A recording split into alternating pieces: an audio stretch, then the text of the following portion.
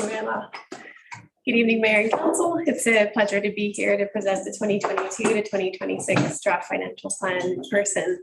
This is the third and final special budget meeting for this financial plan. In the agenda packages today, we've included the 2022 to 2026 financial plan bylaw for introduction and first three readings, as well as the 2022 annual tax rates bylaw for Council's consideration.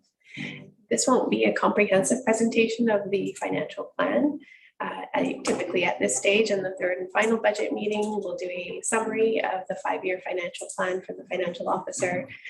However, the managers are available and attending this meeting tonight if there are questions on the more detailed financial plan.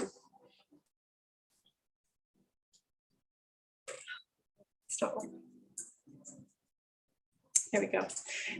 So I will start with the financial plan overview for the 5 years and start with discussing how this financial plan addresses Council's strategic priorities and financial plan or strategic plan.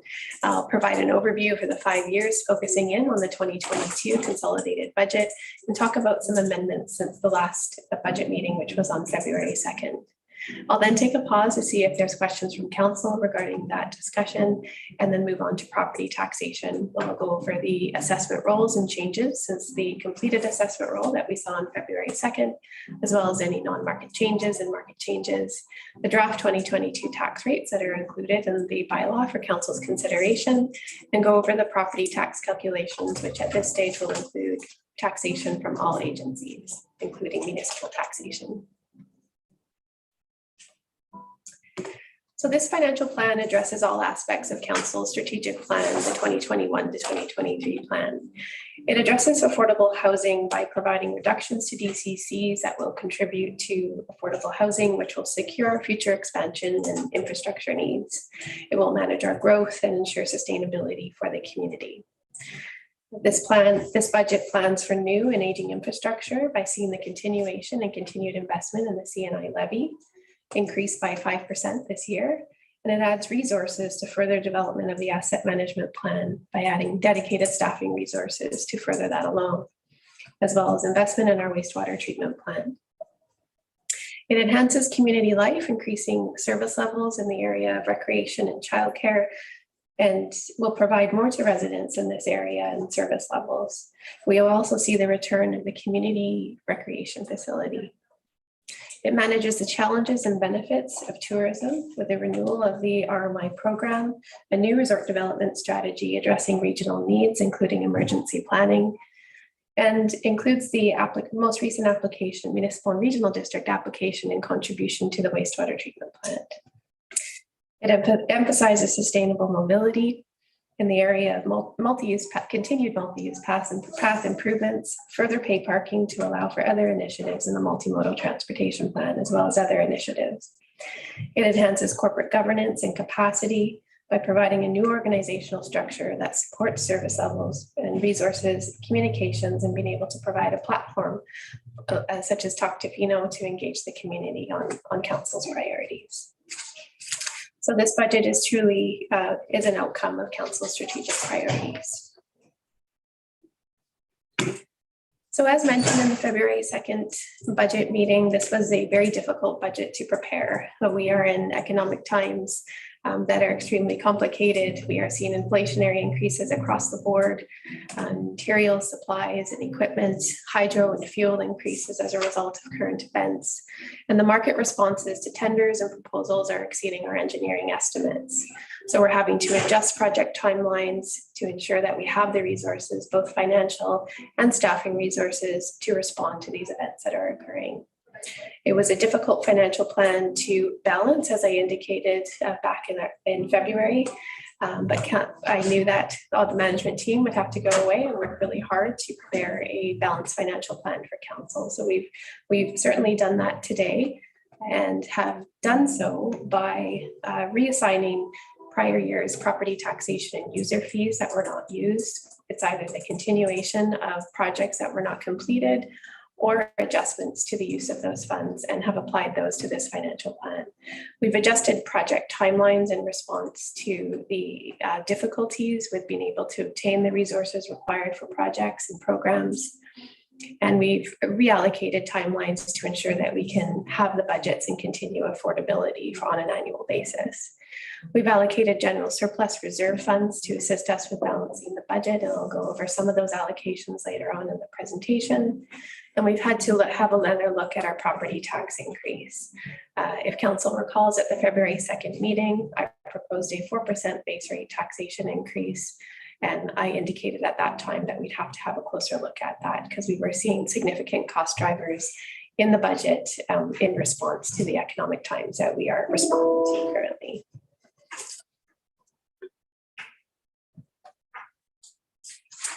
The water and sewer fund show a contingent nominal contingencies compared to the general fund at 30,000 and 67,000. Typically, what we'll see in terms of emergency expenditures in these funds relates mostly to infrastructure. And since we have been investing in renewal of infrastructure through the levy, we're able to access those funds for emergency renewals that are unexpected. We also saw a 4% fee increase on January 1st for both the water and the sewer fund. I wanted to note that this financial plan shows the end of the measures that were put in place in response to the pandemic as of December 31st, 2021.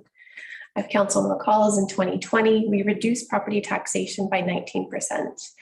We made that possible by reducing the general tax increase or keeping the general tax increase to 0%. There was no increase for the year.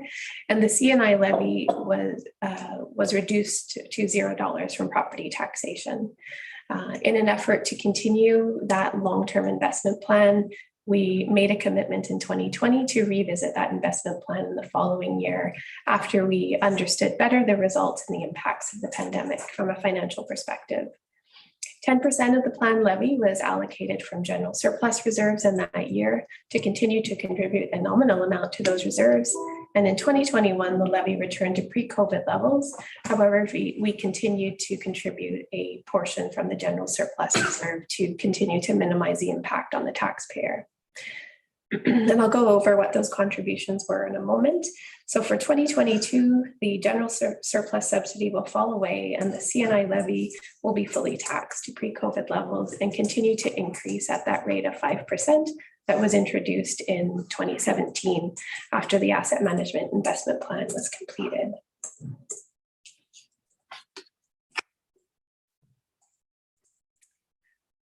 So prior to COVID in 2019, we collected 1.193 million in the C&I levy, and it was fully from taxation. We reduced taxation in this area in 2020, contributing 10% of the planned levy of 1.3 million down to 137,178 from the general surplus reserve. In 2021, we increased the levy back up to $1.55 million. However, $387,609 was contributed from general surplus. So that amount has been added back to the tax bill in 2022, and we've increased it a further 5% to $1.729 million for 2022. And I'm pleased to say that we're on track for our planned investment, and in 2023, we'll be at our optimal level of investment based on what we know in terms of asset management inventory to $1.957 million. In 2022, the budget will invest back into the community $2 million into infrastructure in the area of roads and sidewalks, sewer and water, buildings, fleet, and parks and recreation. In 2023 to 2026, we will invest a further $3.76 million. Upon analyzing the investment plan to ensure that it is sustainable, we are continuing to invest on an annual basis and over a 5-year term more than we're utilizing from those reserves. So that shows me that we are investing at an appropriate level on an annual basis, and we will be in a sustainable position at the end of the 5-year term. So now I'm going to go into some project updates that have changed since the last financial plan that was presented to council. I won't go through every detail that has changed, but I've picked the larger areas and programs that we have changed since the last financial plan. the last presentation to council. Since the last presentation, the biggest change has been the introduction of a new organizational structure. And we are seeing limited space in different offices throughout the municipality to ensure that we can accommodate new and existing positions. So in order to do so, we need to expand existing office space in an economical way. We've done a lease versus buy analysis on modular office space to add to 2 locations close to existing office locations. And that will be for ease of extending electrical and IT services out to those locations. So we are proposing to purchase 2 modular buildings. This first one here would be at the municipal office with the initial purchase and setup of those spaces, purchasing of furniture, equipment, IT, anything that's required to establish that space appropriately for staff, come from the general surplus reserve at 75%, and that 25% from taxation represents the annual expenses related to that office space. So these would be 10 by 32 modular trailers. And this one is indicated that it could potentially be at the municipal office. However, the specific location of this one, we continue to discuss at a staffing level. We are requesting early budget approval because just like all other materials and supplies and equipment, these are very difficult to come by, and we'd like to secure that after today's meeting if possible. The second one would be proposed to be located at the Public Works Yard.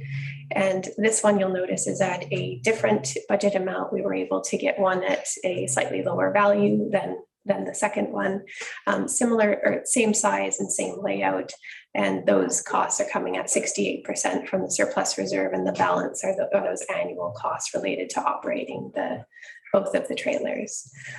So I have a diagram which is subject to change. The one on the left-hand side, the Public Works Yard, it shows that the location, which will likely remain the same, is just behind the Public Works Yard. It's important to get these modular offices as close to the building as possible, as I mentioned, in order for us to extend those services out that we utilize in this office space out to the modular office space to save on costs and make it as economical as possible.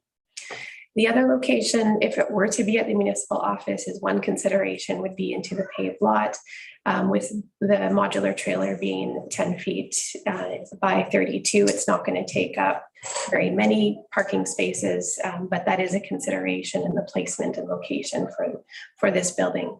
We are also trying to figure out the best location with respect to groups of staffing and the new organizational structure and what would be the most logical spot for this building.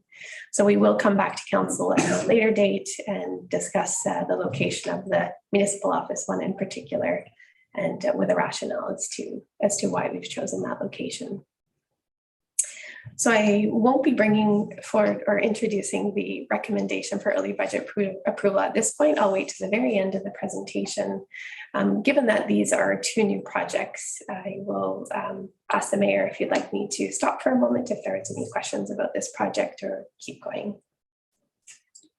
Questions from council?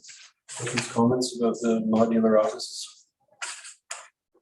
We stack housing on top? Councillor Anderson. Have you compared it to leasing? Yes, this is far more economical to purchase it. And if we no longer need it for office space, if we were to improve the buildings or rebuild municipal offices, we could use them in another capacity. Great. Okay, seeing no more questions. Okay. The next project is the community recreation facility. So this has been added back to the 2022 to 2026 financial plan. We are going to be incurring some expenses this year from the amenity reserve and the new municipal buildings reserve with respect to design for this project. We plan to invest in the further design of this project to ensure we can take advantage of any grant opportunities should they arise in the near future.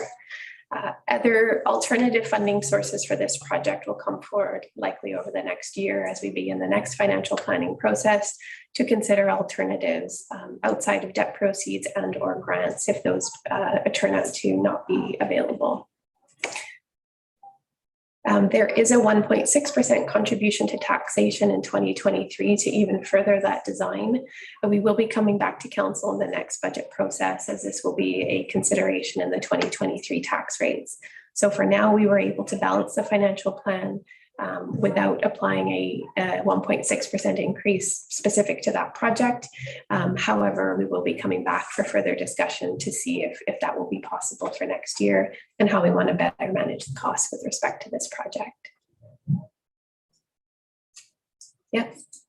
Just a quick question for you, Ms. Tatiana. That 1.6% taxation, is that of the total project, or is that a 1.6% tax increase for taxation?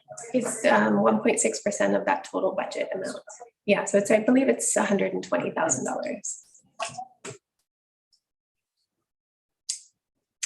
The next project is coming back in a similar fashion, other than the funding source for this project is different. Given the release of the new resort developer RMI program, we're able to use a portion for emergency planning. So we have proposed in the draft our resort development strategy that $70,000 in 2024 would go towards the tsunami siren. So this project and moving around this funding source has helped us balance the 2022 to 2026 financial plan. It actually helped us quite a bit. We planned on a $40,000 transfer in 2022, which we no longer had to do to reserves from taxation. And then the balance in 2024 would have had to come from taxation as well. So this was really helpful to switch the funding source on this project to our money. In Cox Bay South and Maltby washrooms, I wanted to bring this one back to council. We'll see that the budget amount is increased as a result of the submissions we received for the tender. So this budget amount has gone up to $780,462. This would be fully funded by RMI. What we have now is more information on what the RMI program looks like and our 2022 allocation.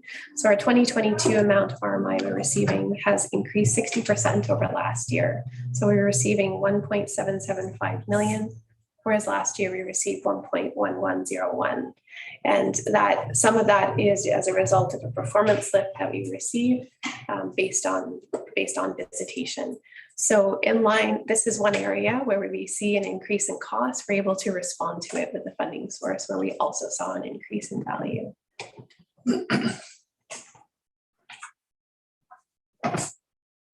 This next project was an addition of $30,000 to the budget.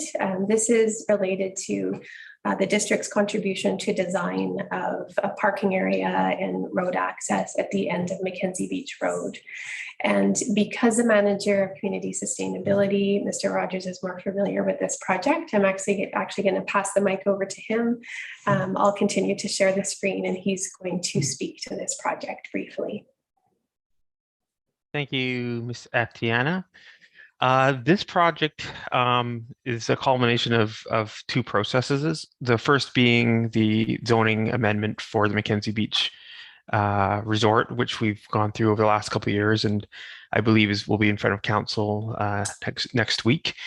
And as part of that development, as part of that zoning amendment, we undertook to do a development agreement whereby the applicant would upgrade to an interim level the parking and turnaround area at the end of Mackenzie Beach Road, which doesn't currently exist, which partly uses some District of Tofino property, and in exchange we would receive public access to the beach, which you can see on the screen in orange, which in the end, in the fullness of time, will become a boardwalk, and that project is expected to happen in early fall.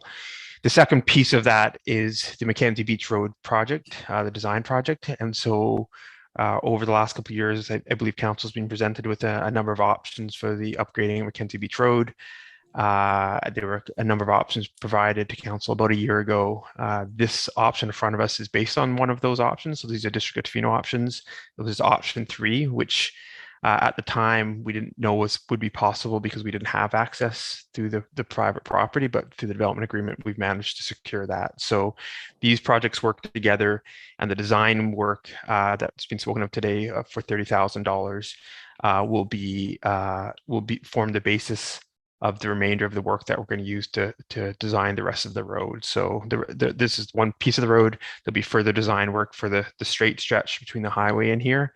And then hopefully in the fullness of time, when it comes time to upgrade Mackenzie Beach Road, this will be built out to District of Tofino standards, similar to the Hellison Road turnaround, or the Hellison Road washrooms.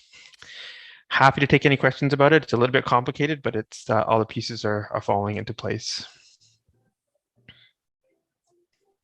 And for Councillor Anderson, Councillor.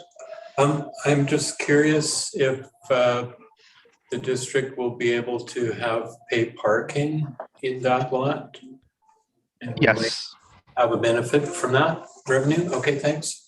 Yeah, so as part of the initial project, which is going to be, you know, gravel and probably landscaping ties, we will actually install a conduit for a future washroom, as well as a pay parking kiosk. And so the intent is the parking lots, the parking spaces in blue will be District of Tofino parking spaces, and we'll receive pay parking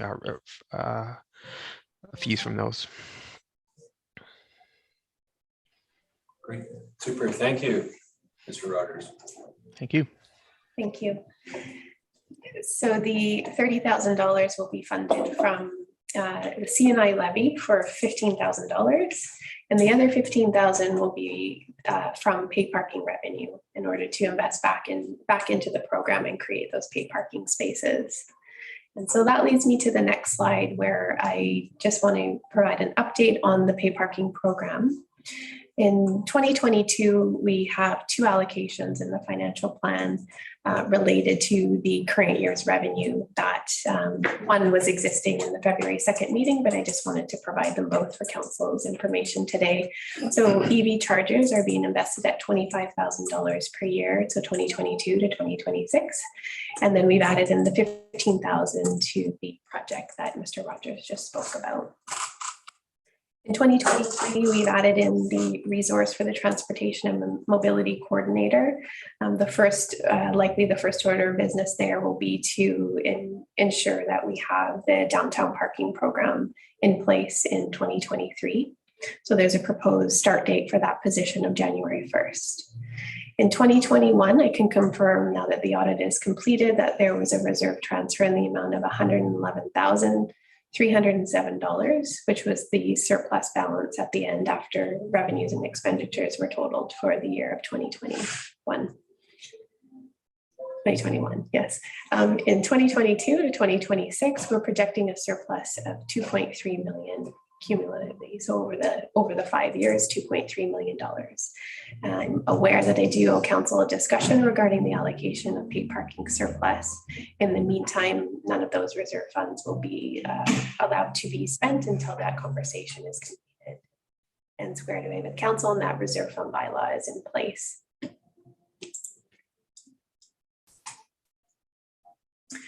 So the 2022 consolidated budget has changed slightly, mostly in the area of grants versus borrowing. We've made some modifications to the wastewater treatment plant funding, not necessarily the overall budget, but I have allocated a proportionate amount from grant versus borrowing for the 2022 expenditures, and have modified that for the 2023 year. I still plan and project that we will be in full debt servicing by 2023, as the project will begin this year and continue on construction in 2023 and onwards. We have 12% contributed revenue coming from user fees and charges and taxation. So that is consistent with prior years. And we have reserve funds coming in at 14%. So the borrowing, the reserves, and the grants all make up that, more or less make up that 54% of the capital budget on the other side in terms of expenditures. So the total 2022 expenses are just under $33 million. And the contingencies in this budget total between the water fund, sewer fund, and general fund total $278,267.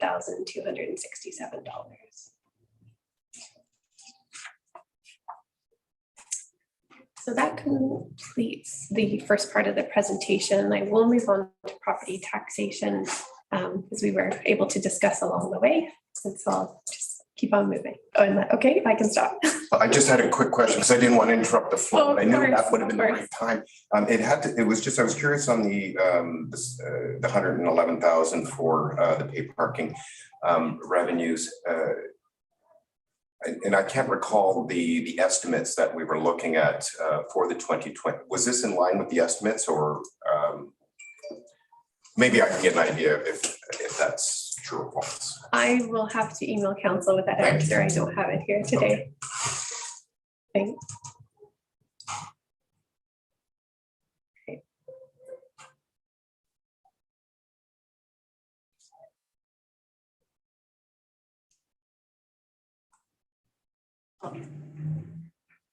So I will begin with the comparison of the 2022 and 2021 assessment. The last presentation council received, we only had the completed assessment roll, which is that initial assessment roll, and then we received the revised assessment roll towards the end of March. So these are the final assessment values that we use to generate our tax rates. So we're seeing 2022 assessment value at $1.696 billion compared to $1.295 billion in 2021. So the difference there is $400 million, and it's an increase of 30.9% over last year. There,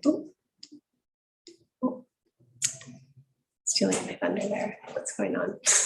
I don't know why that did that. Okay. So I just want to go over non-market change for a moment. With respect to that increase, non-market change totals $42.4 million of that increase that I just referenced last year versus this year.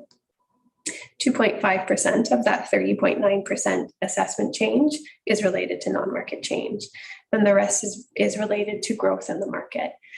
And so the majority of that non-market change is related to new construction. So that's referred to as changes in inventory, and we're not surprised to see that based on the development and building and development revenue that we saw in the prior year. With respect to market changes, we are also not surprised to see that change in assessment value given the number of market sales last year versus this year. So before I go to the next slide where I begin talking about property tax increases, I just want to remind council that in February when we presented the budget was out of balance at $1.3 million, and that included a 4% tax increase. I had indicated at that time that it was going to be extremely challenging for us to remain at a 4% tax increase and meet all of the priorities within the financial plan, as well as meet all the inflationary increases that we were seeing. So we worked hard to move out some project timelines to reduce that pressure on taxation. And we also had to apply some general surplus reserves and made sure that any funds that were not spent in the prior year with respect to taxation and user fees were brought forward into this budget. And so we did that, and we were able to balance the budget. However, we were not able to do so without a further tax increase. So the tax increase that was at 4% in February has moved up to 8.03%, and that's on that base level of taxation. We continue to increase the C&I levy, which should not be a surprise to council or taxpayers. This is an investment plan that we put in place many years ago, and we have increased at a rate of 5 to 6% per year. We're actually seeing a reduction in our debt servicing this year, and that's as a result of the THC loan guarantee falling away, and we're able to access those funds for debt servicing on wastewater treatment plant construction. So the total tax increase in 2022 over 2021 on that general taxation is 11.03%, and that includes the increase on the capital and infrastructure levy. Taxpayers will likely notice and see that change with respect to the removal of the contribution to general surplus to the CNI levy. However, we are increasing that investment in the CNI levy by 5%, and that amount that we were previously contributing general surplus funds for is not occurring in 2022.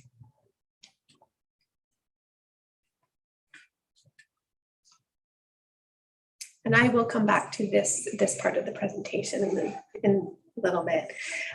What I do want to talk about is the difficulties we had and the cost drivers we are seeing in the financial plan. When we go through the financial planning process, and we often talk about what are driving the costs in the budget. And outside of inflation and outside of those costs that are sort of driven on an annual basis, and this year we're seeing them as more severe than in previous years. We're seeing increases related to the service level review that we completed over the last year with an introduction of a new organizational structure. Not all of that is impact on taxation. We're able to access other sources of funds for those changes, such as water and sewer utility revenue, grant funding with respect to the wastewater treatment plant where we require resources there, own source revenues, and we're also able to access RMI funds where appropriate and possible. With respect to the position I mentioned earlier for transportation, we're also able to access paid parking funds in the year where that's required. So it wasn't a full pressure on taxation in that regard, but there were some pressures on taxation as a result of that process. In addition, we are seeing insurance premiums increase, and I highlight that, and I highlight hydro as well as fuel, because those are expenses that occur at a higher rate than that 2% increase per year, and this year even higher than a 4% increase. So those are some expenses that we're having to manage at a higher level than that general tax increase. We knew there would be a possibility for increases to other agency levies, and I'll show you what that changes last year versus this year in a moment. We made changes and required updates to the fire and life safety bylaw, and council IT support and hardware services, as well as we're seeing the DCCs for affordable housing for the second development on DL 114 in this year's financial plan. We may see more equipment loans come into place this year, which we'd come back to council for. We haven't budgeted for those, but we did have one unexpectedly added to the budget last year for a new fleet addition. So we are managing those expenses as well. So it is very difficult for me to pinpoint exactly where an 8.03% tax increase or that 2% tax increase per year is exactly coming from. But I know it's something that taxpayers like to hear more about, council likes to hear more about, and I like to confidently go forward and present, what are those cost drivers in the budget, and why is this occurring? We know that we have seen requests from the community in certain areas and service levels in the past, whether it's respect to bylaw, whether it's respect to adding more resources for childcare in the community or recreation.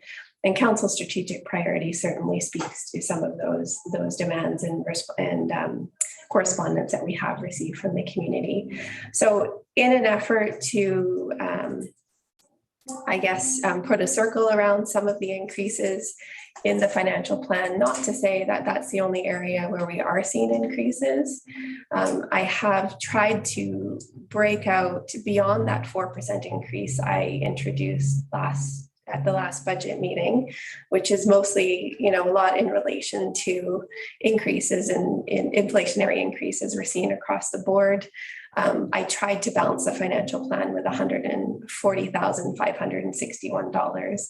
I do always like to include the dollar amount there, because when we think of it in percentages, sometimes it's a little bit more daunting. And then when we turn it into a dollar amount and compare that against the $11 million operating budget or a $32 million total budget, 4% isn't a lot to actually work with at the end of the day. So in addition to that, we are increasing resources with respect to childcare, and I believe that does speak to community correspondence that we have received and what service levels we need to establish there. We know we've had a children's center that's been operating at minimum capacity for the last couple of years. So by adding more staffing resources or projecting more staffing resources and investing locally in training and education, that $83,139 is a direct benefit to the community and an increase and enhancement to that service. With respect to recreation services, we're seeing significant investment over the next 5 years in recreation by bringing back the community recreation facility and restructuring the organizational structure to ensure that we are bringing more attention to that area and providing more services there. And so we were able to minimize that at $58,550. So the total tax increase of 8.03% with respect to general and base rate taxation, and my, the best way that I could try and break that out for council is $282,250. And that is in relation to our $11 million operating budget that we're introducing today in the financial plan. I have included, and I won't go down to general surplus yet, I'll just move over to the 2023 columns where I project a 6.76% general tax increase in 2023. So that tax increase is subject to change and it is subject to review. There's a couple moving parts within there if we were to look at that tax increase and find a way to dedicate it to a specific service. I don't expect there to be as much pressure in 2023 coming from the Children's Center with us being able to adequately resource it. I also expect the revenue to increase, which will likely reduce the pressure there. So I expect that to change before we solidify the 2023 tax rates. For recreation services, I expect that $58,327 to be required to continue to add additional resources there to that service. So we expect $256,692 to be added in taxation in 2023. There are some other pressures in the budget that I mentioned on the previous slide, and I've highlighted a couple here for example, and where we've allocated some general surplus. These are expenses that won't go away after 2023. We're certainly sensitive to coming forward with a tax increase that would be higher than 8.03 plus a 5% for the levy, which I'll tally up in a moment again. So applying some general surplus funds in the shorter term and finding a way to minimize the pressure on the taxpayer was one way to do it in the shorter term. And then we'll certainly have to relook at that as we move through future financial planning processes.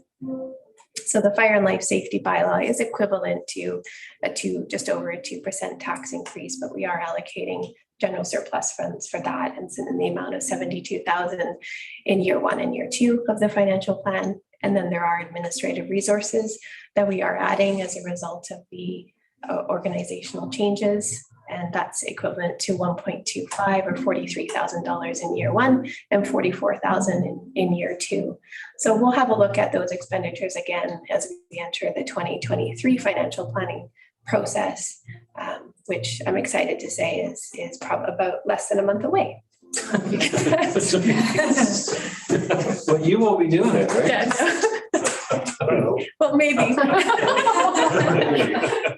We'll see.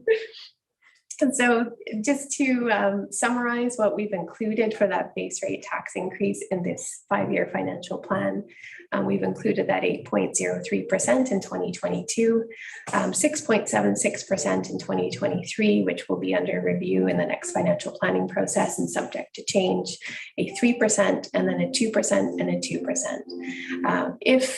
If the economy keeps going the way that it is, I'm not entirely confident that we can keep those later years at 2%. However, I will try to be optimistic as we adopt this financial plan, and certainly will encourage us to revisit that as we move through the years. This is a table that is familiar to council. I just like to provide an illustration of what that base rate looks like from year to year, which I've described and explained in detail for a couple of slides now. So I'll just move on to the CNI levy, where we do see it reach that optimal level of investment in 2023, which I'm quite excited about. And then that top level where we see the debt servicing grow in year 2023, when we reach the full debt servicing for the wastewater treatment plant. This does consider the $400,000 contribution from MRDT. And then we see that increase by $180,000 in 2025 if the funding sources we've planned out for the community recreation facility do go as we have planned.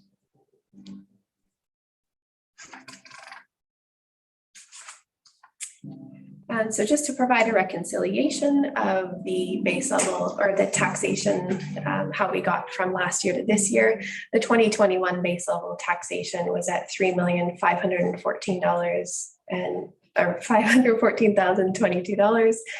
We've applied that 4% general increase, plus if we were to pinpoint to certain areas of the budget we're enhancing, understanding there's a lot of cost drivers in this budget, we're increasing the budget by 140,000, another 83,000 and 58,000, totaling 8.03% increase on that base rate of taxation, totaling 3,796,272.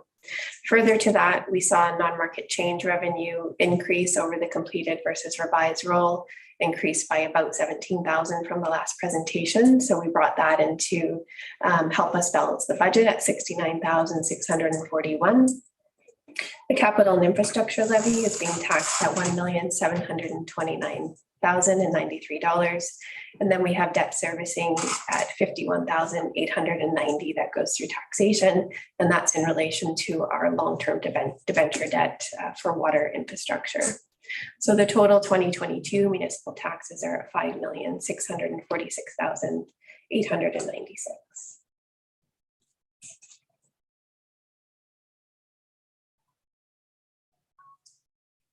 So the next slide totals the tax rates from all agencies, including municipal taxes. And so this is an opportunity for me to be able to provide property tax calculations for the entire tax bill. Whereas earlier on in the financial planning process, I focus in on municipal taxation. Those municipal tax calculations are still available publicly on the Talk Tofino budget page for anyone who is interested. So we are seeing reductions to tax rates in our major property assessment classes, which are residential and business. And this doesn't mean a lot until we apply it against the assessment values. But while the rates are decreasing and assessment values are increasing, it is specific to each individual property where that tax bill will land. So I will move on to the agency taxes to provide a comparison of this year's agency requisitions compared to last year. So school tax has increased 126,878. That percent in the last column is not a percentage of taxation, it's a percent that it is changed last year versus this year. We're seeing police tax change by $1,600 increase by, and that's not too much there. ACRD is increasing 34,000, but it's being balanced by a reduction to the regional hospital amount of 12,582. BC assessment, as well as the library, has increased about the same amount, and MFA increased a nominal amount at $88. So when we go over the property tax calculations in a moment, they will show increases from other agencies. They will also show the increases from the general municipal taxation as well. So just to show a diagram and breakdown of the 2022 property tax bill, 57% of the property tax bill will be related to municipal taxation this year. And the largest amount after that is related to school tax at 26%. So there's 43% in other agency taxes and 57% on municipal taxation. So when we talk about our own property tax increases of 8.03% and 5% for the capital and infrastructure levy, that's on the municipal tax portion of the bill on that 57%. It's not on the entire tax bill.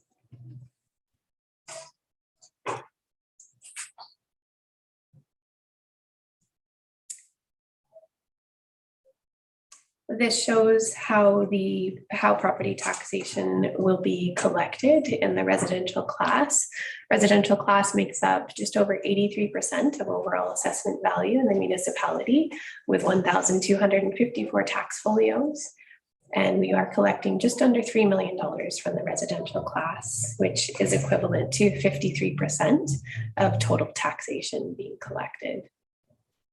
In the business class, this makes up just under 16% of the total assessment value, with 278 tax folios. And that makes up 44% of the overall tax bill of $2,494,874. There are smaller amounts being collected from the other property tax classes, but I always typically focus on the residential and the business classes, as that's where we collect the majority of our taxes from. That split and proportion of tax collection of 44 from business and 53 from residential is consistent with the prior year's taxation.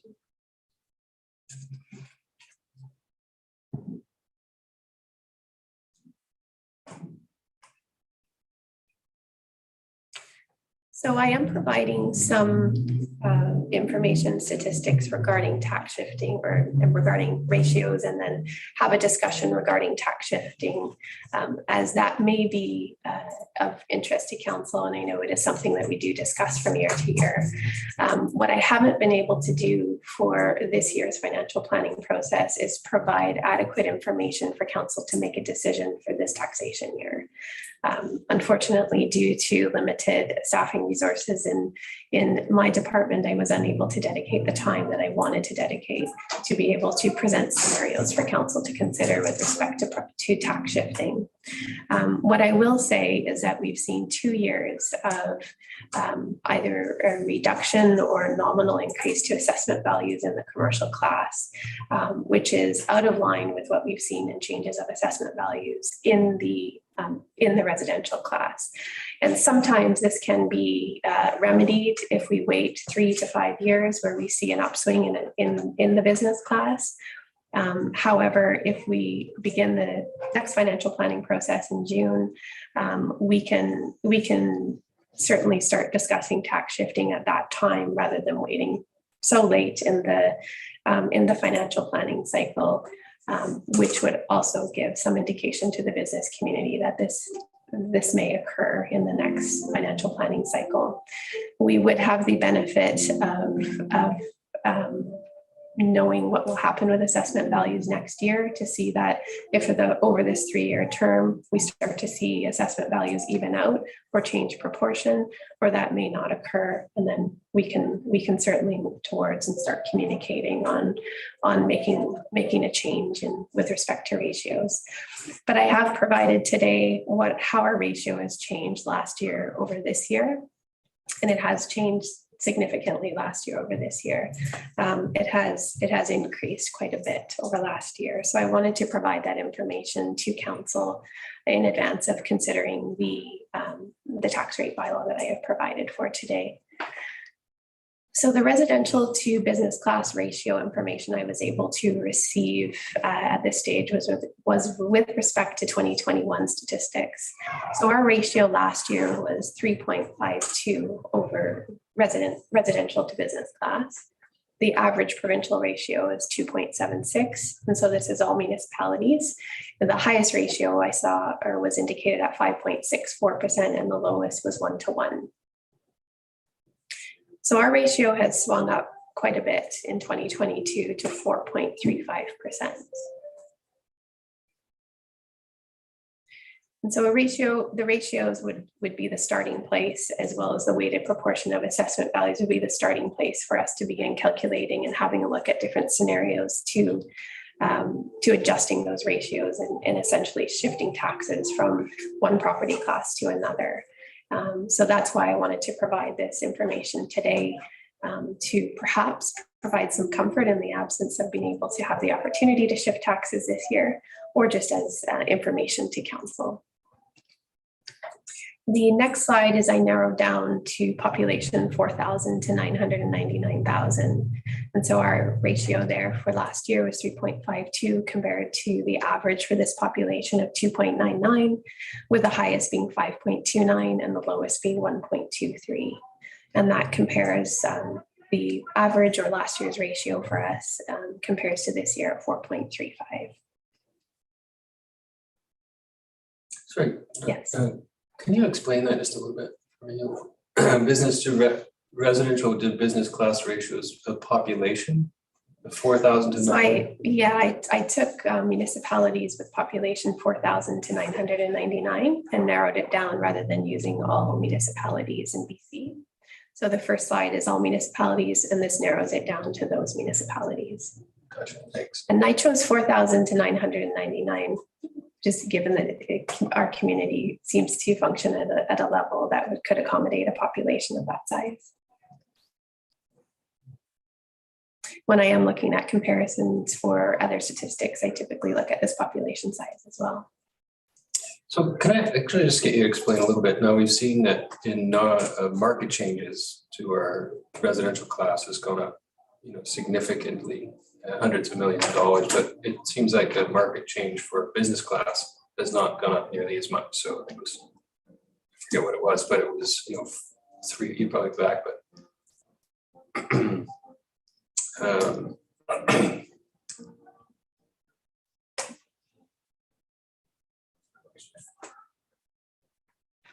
Oh, there it is. So the residential increase was non-market change, market growth, 1.3 billion. 1.3 billion as opposed to the business, which was 263,000. Yeah, and so that will be as a result of more higher market sales in the residential class, which is consistent with what we have seen. Given the makeup of our business class and fewer folios, we're not going to see as many market sales in that category locally. What I was doing in my head is calculating why then our business to residential to business class ratio has gone up to as opposed to down at 2020, 2021 to 2022. Yeah, so we will use the assessment values and work backwards, keeping our proportions the same in terms of collection. So if we just go back to the tax rate side, these are total tax rates, and so we are seeing, even though the assessment value in the residential class has increased, we're seeing that tax rate go down. Similar in the business class, and so, but not as much in the business class. So it's difficult for me. It's difficult for me to explain it, I think, comprehensively, but that just demonstrates how it's integrated with the change in assessment value and working backwards, and then applying it against the budget requirements that we have as well. Thank you. Yeah. Okay. So, well, I was just wondering if those assessment values for the business class, and specifically we're looking at the accommodation tourism sector, the resort properties, and we know that COVID had an impact possibly on those assessment values related to revenues, I suspect, on the assessment value of those properties would be probably I suspect the big issue there. And then so projecting out further, that may not be the case, but of course that's speculation. It is speculation. However, I think it's a reasonable projection for potentially next year. And I think an indicator is how high we saw MRDT this past year will indicate that visitation was up and revenues will likely increase on those properties. And so those do factor into the assessment values of properties.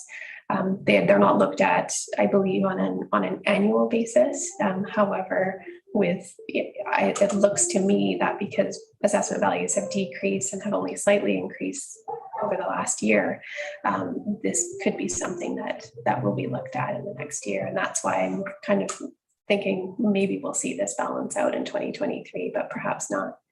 I have reached out to BC Assessment to ask if they can come to council to talk about business class assessment specifically, and what contributes to that assessment value and how frequently those properties are looked at. And that may be quite informative going into this tax shift discussion, and could start that discussion going into next year's financial planning process. I'd just like to say I'm glad you reached out to BC Assessment. I did as well. And it's I think it's probably timely that they come and meet with us and possibly review some of their business class assessments, because I suspect they're low. Continue to be low.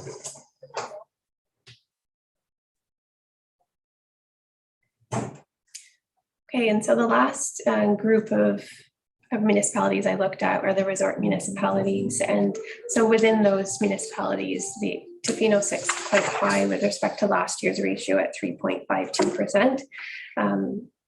Higher than that is Whistler and then Revelstoke. And so we've more or less remained in that position over the last several years that I've looked at these statistics, and we will increase to 4.52 this year, which will just be slightly under where Whistler was at last year.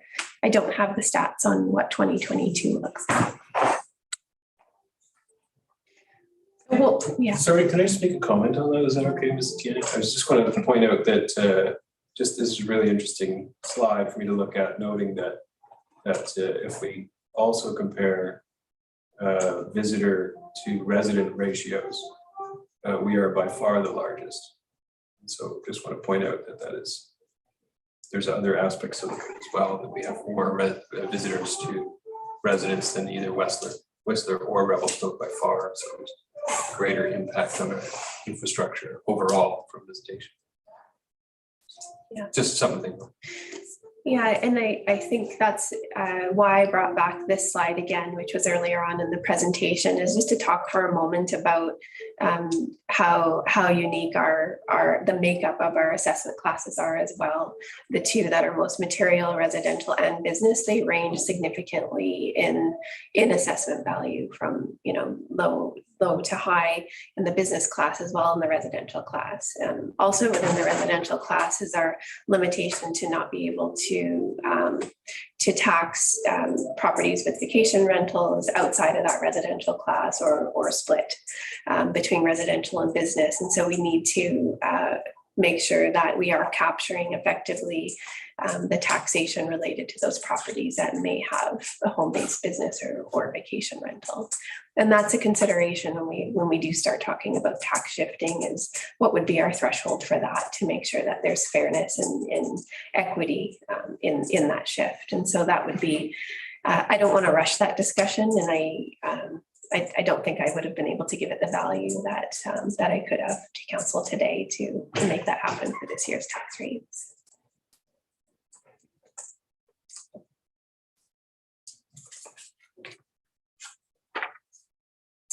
So these are the properties that I typically provide property tax calculations for. This will look different to council today, and typically at this stage in the financial planning process, I'm providing the full tax bill rather than isolating municipal taxes only. So for the property on the top, we're seeing a 27.9% assessment increase, and the average assessment increase in the residential class is 35%. So with properties that increase the average or slightly below, they're not going to see as high of an increase on their tax bill than properties that are increasing higher than the overall class is increasing. So while we are increasing taxes 11.03% for municipal taxation, considering that there are other agency taxes embedded in this change in the tax bill, this property is going up $132 or 6.3%. For the property down below, that property has non-market change, so it's difficult to speak to the increases and what's happening on that property, because there is non-market change embedded in that. And so that would mean they made an improvement to that property last year versus this year, or as of the valuation date last year, there were some changes to the property.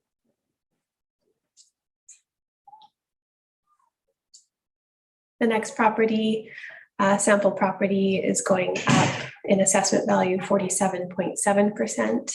And so that tax increase is 22.7%. That's increasing significantly more than the property class is increasing at 35%. And so that's not surprising for me to see. There were a lot of homes in that range that sold in the municipality, either neighboring or within the municipality, that would make that property go up from market increase. Similarly, property on Lynn Road, assessment increased 24.5%. However, that's lower than the property class increased at 35%. So there's a 3.4% increase on that tax bill of $582.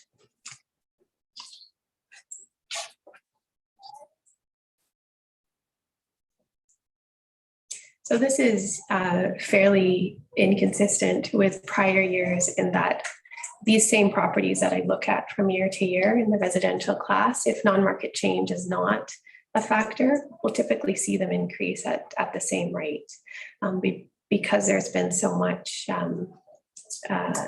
market changes and sales in the market in the past year in different ranges, and this speaks to the makeup of our residential class. We're going to see large increases in some areas and not so significant increases in other housing.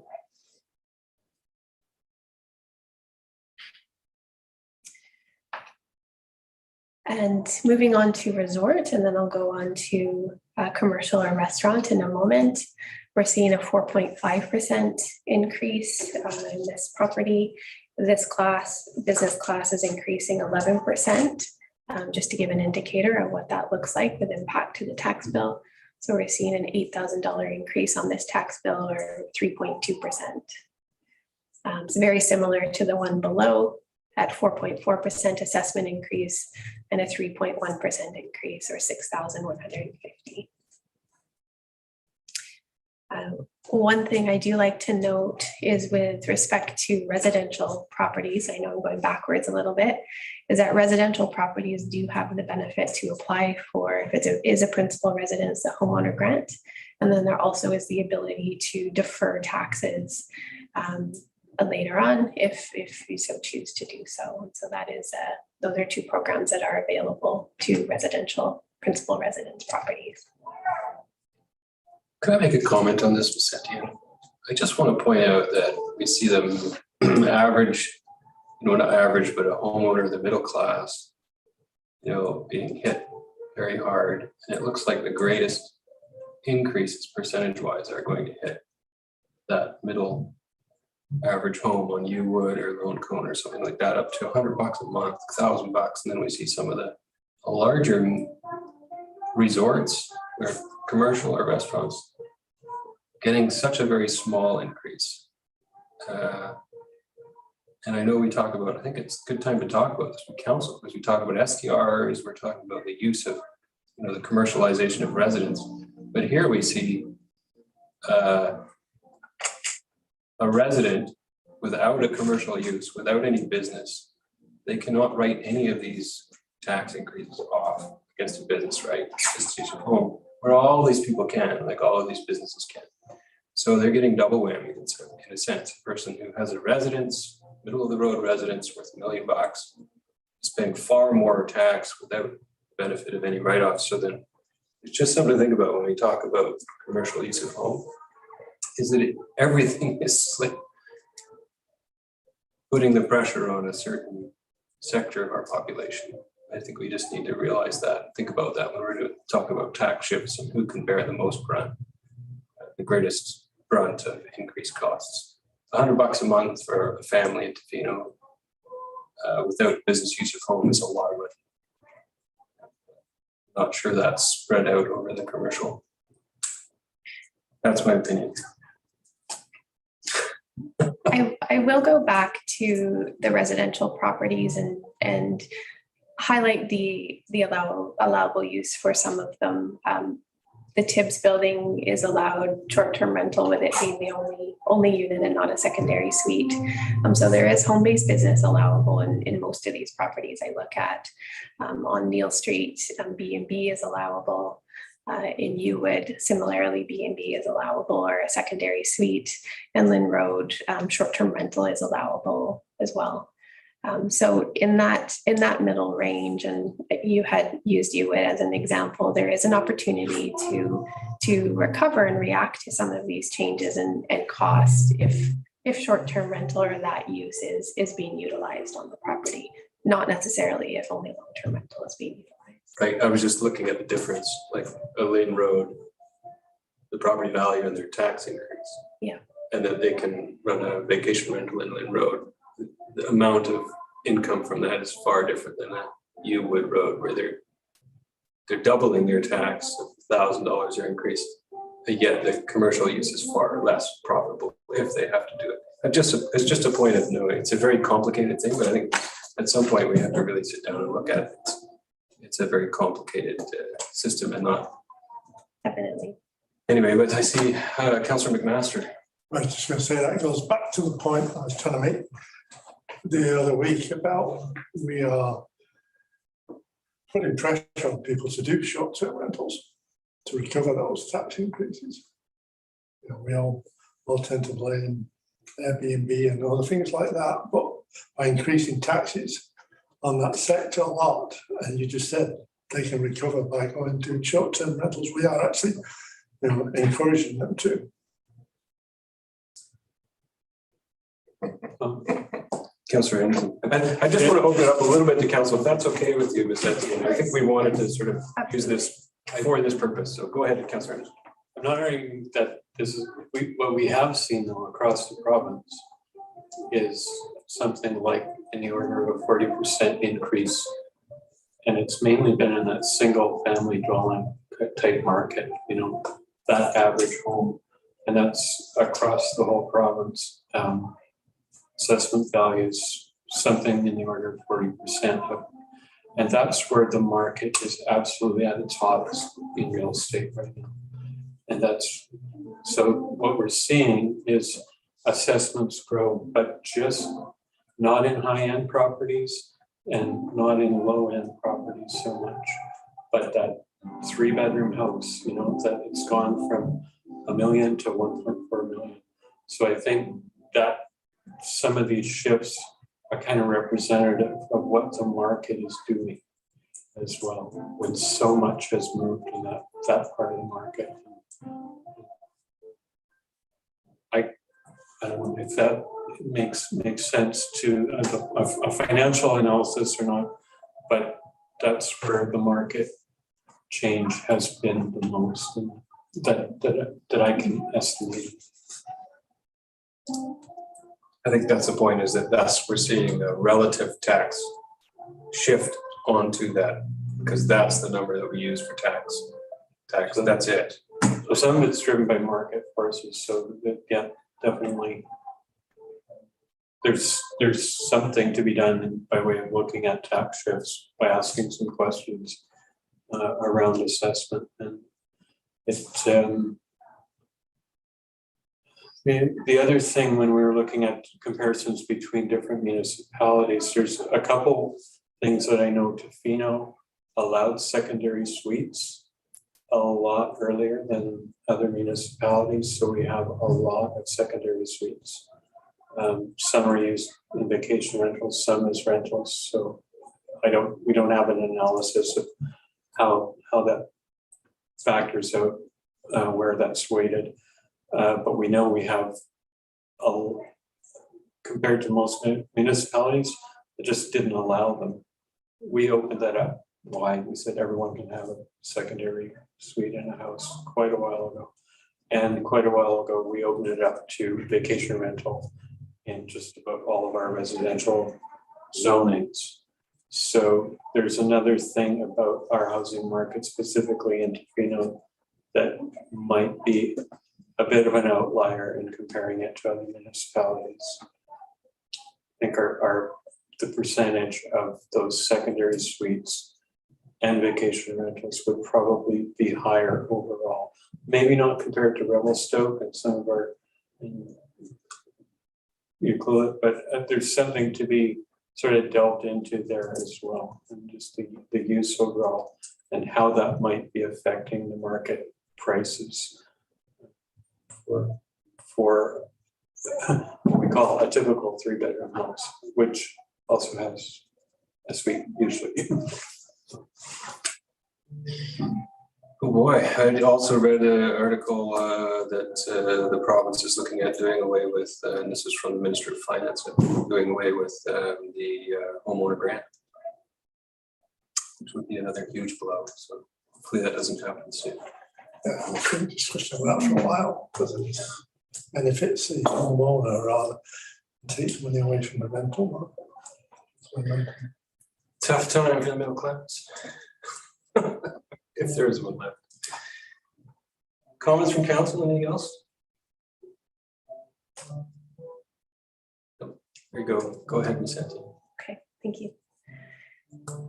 So I will move on to business restaurants. So we're seeing both of these properties increase by 4%, with about 2.8% and 2.9% increase on the tax bill at 820 and 503.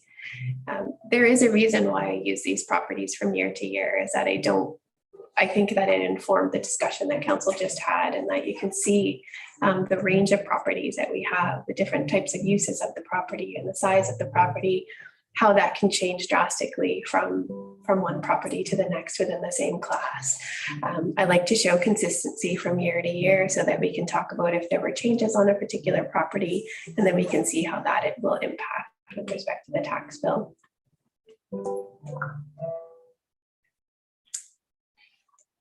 So I am nearing the end of my presentation, and just wanted to round out the discussion regarding the property tax shift. So we are seeing a significant impact in the residential class with respect to assessments, and even specific to particular properties within that residential class. The composition and the makeup of that property tax class, as well as the business class, will be important to discuss, specific to what it is for our community when we begin talking about tax shift. There are a lot of factors involved in making that decision, and we started that discussion today, but it is quite complex and will take some time to figure out what the right shift, if any, would be appropriate for 2023. So inflation is impacting households, it's impacting businesses as well. Household income can't necessarily react to inflation the same way that business income can, particularly if we are long-term renting a suite and don't have the home-based business. Businesses also, though, do need time to prepare for a tax shift. Not all businesses can pass on that property tax impact or inflationary impact to the user of the property if they own that property and they are utilizing it for business themselves. So they do need time to prepare and to plan for a shift. In the 2022 tax guide that will go out with the notices, we will introduce the concept of tax shifting and discuss the ratio that Tofino potentially currently has between the two classes, and indicate that in the next financial planning process, this will be something that we'll be looking closer at, and so that we can begin communicating on that right away through the end of this planning process. So the lessons that we did learn from the pandemic, because I wanted to bring these back, because we are increasing taxes quite a bit this year if council approves, is that we did see, even though we were concerned that we would see a delay in tax payments as a result of the pandemic, or high tax penalties as a result of non-payment and impacts to our cash flow and revenues. We didn't see those risks transpire, but we did react in a way that they would happen, and by decreasing taxes by 19% in that year. So what that says is we have property tax bills and utilities is a priority payment, and it is either a household or a business expense that is prioritized. It's important that we do keep our long-term vision for the CNI levy. I know that does contribute to this year's tax increases by minimizing that to 0% on the tax bill in 2020. It certainly did not overall our long-term investment plan for the levy. It's still showing as sustainable, and I would very much recommend we stay the course on that and continue to increase at 5% this year and another further 5% in 2023. We'd like to emphasize the CNI levy at work, the investment back into the community, the benefit of planning and charging the levy on an annual basis, or investing in infrastructure on an annual basis, is that we don't have to react to the needs on an annual basis. So there's going to be economic pressures from year to year that we'd have to consider. I think it would force us to delay projects if we didn't have those reserves, and then we'd find ourselves in a more compromised situation. By having the reserve funds there, we're able to leverage those funds and apply for grants and further our infrastructure needs without all of the emphasis being, or all the pressure being on property taxation. So there's a number of reasons why we need to ensure that we keep that long-term vision for the CNI levy and emphasize and be accountable to the community on what we're investing in on an annual basis and how that benefits the pressure on taxation from year to year. And so that'll be something we communicate on in the tax guide that will be going out with the tax bills this year. So that brings me to a recommendation that I have with respect to early budget approvals and the modular office space, because the bylaws are read 3 times today. They won't be adopted until next week. And we'd like to get moving on a couple of these projects to secure these assets. So the recommendation is that early budget approval be given for the following projects: modular office space municipal hall in the amount of 79,510, and modular office space public works yard in the amount of $62,160 to be funded from the general surplus reserve and property taxation for ongoing annual operating expenses. I can make that motion. I'm going to read it out again. You did such an eloquent job. Thank you. Second by Councillor Anderson. Any comments from council? Councillor McMaster, you have a comment? Yeah, I don't have a problem with it. I don't like the idea of taking some parking spots for the municipal hall one. So that also affects revenue. Yes, it's strong consideration of staff for sure.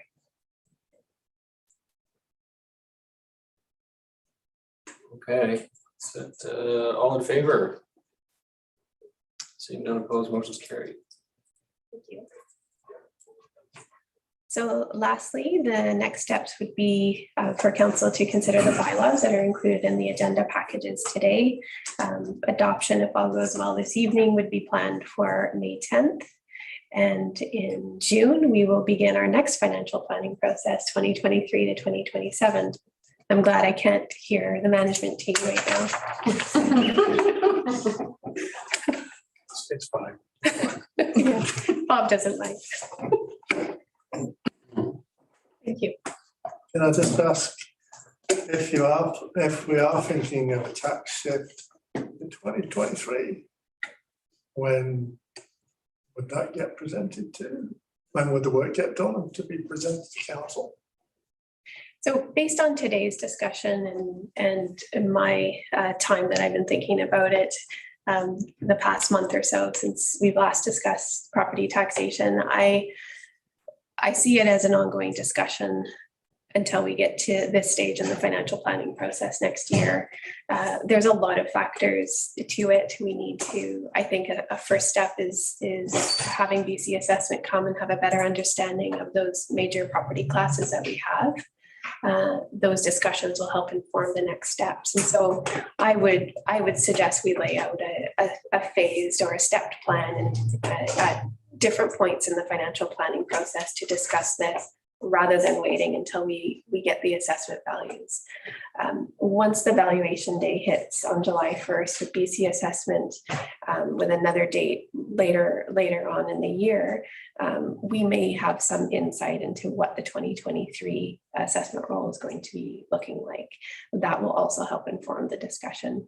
So I see it beginning in the summer of this year, likely with council's new CFO, and then continue on throughout the financial planning process, with the final discussion being more about the tax rates and providing different options and scenarios for council and what that impact looks like on the tax bill.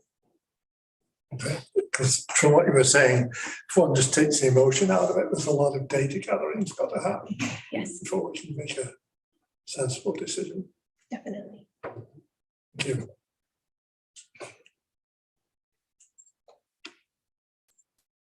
Any comments, questions from council? I'm curious, one of the drivers was hydro and fuel, and I'm wondering if when we go into some planning for next year, if there's anything we can do about that. I don't really know where the hydro comes from. Is it a lot of street lighting, or can we install better, more efficient street lights? Can we install solar panels on top of the ATCO trailers? Maybe we can get grants for those kind of things. Anyways, I'd like to know by what how much savings might be made there if we looked at more efficient vehicles going forward in our fleet, any of those kind of things. And also those are areas where I think there's most grant opportunities, or hopefully there will be going forward. There has been an emphasis on energy shift as well from the federal government in their granting process. So I think we should be looking at any of those kind of opportunities in our new buildings and in our current infrastructure. Go ahead. Yeah, I just, it goes back, and you've made such a strong case for the CNI levy over the years, and this council has certainly, over the last 4 budgets, have been very supportive of that, and will obviously continue to be. I think it's going to be really important. You did mention that it will be in the communication process in our tax guide that you send out, is to really emphasize the importance of that, because it is a significant portion of that 5% that we talked about that would be year over year, the benefits of what we've been doing. And I know that there's the tax guide, but if there are other mechanisms for us to be able to communicate how important that has been and the long-term ramifications of that fiscal plan, I think it would be really important when I have these conversations with the general public. So what is this CNI levy, and why is it so important that you keep talking about it? So if there is a communications plan that would really emphasize that, I would be very supportive of that. Thank you.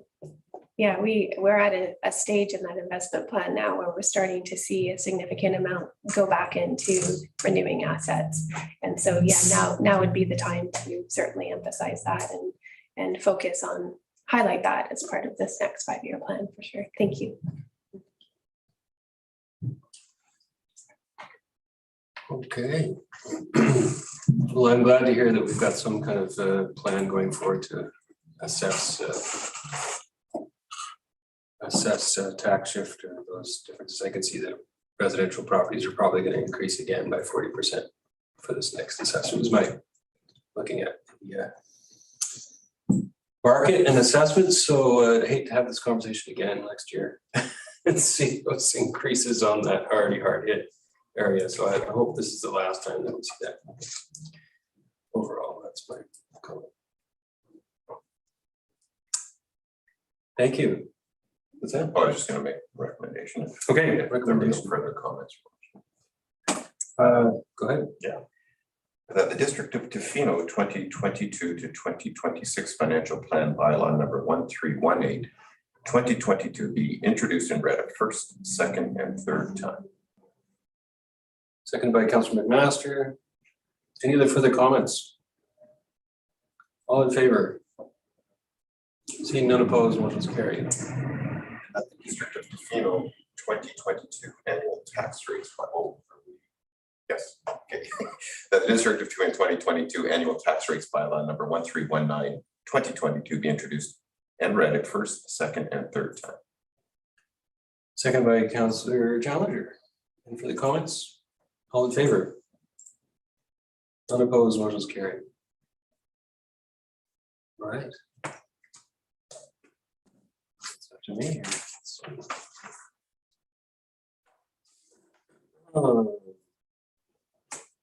Question period, Ms. Best, do you have any questions? Somebody signed up for question period.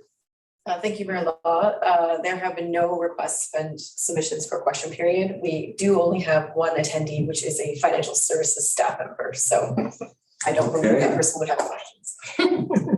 Well, then, without further ado, I'll move adjournment.